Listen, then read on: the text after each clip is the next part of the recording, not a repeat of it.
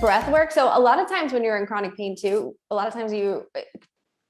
for a lot of people, it's also related to stress. Like, I also work in like the pelvic health world. So I see a lot of people, especially with pelvic pain, like stress tends to be like a trigger for pain.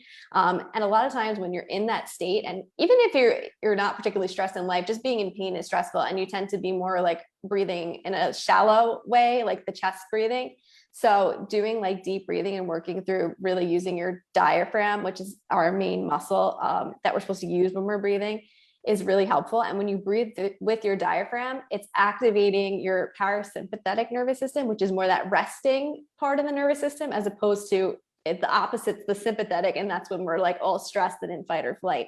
So if we could kind of teach ourselves to get into that more restful state, then it's a good way to start to also break up that pain signal, that the body doesn't need to be sending this constant signal of stress and pain.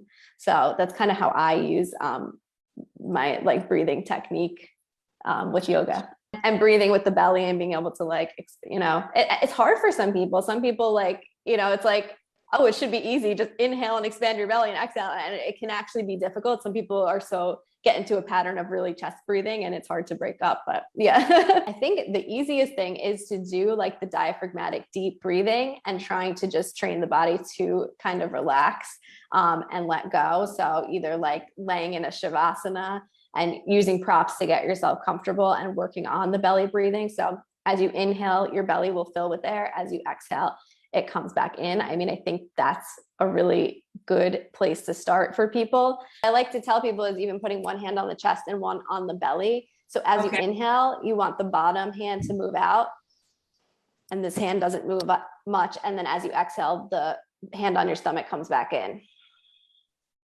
And what people will find is if they're having trouble, they'll notice it's more like moving from the chest instead of the stomach. But it seems simple, but it's really effective on this, It's really effective at kind of getting your body to start to relax.